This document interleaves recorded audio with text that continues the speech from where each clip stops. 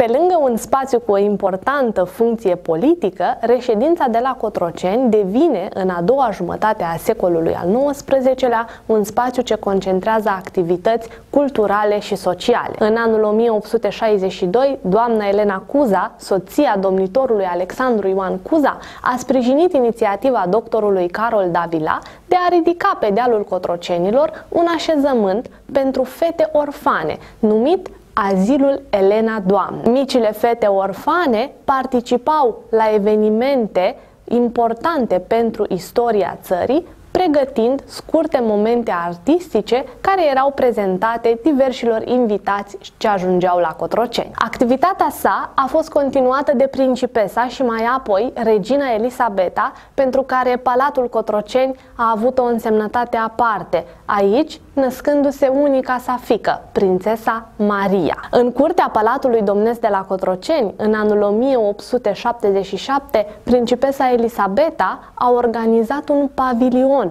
în care a amenajat un spital pentru îngrijirea soldaților răniți în războiul de independență.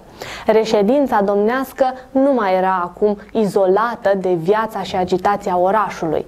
Prin prezența familiei domnitoare și mai apoi regale, zona din jurul acesteia începe să se dezvolte.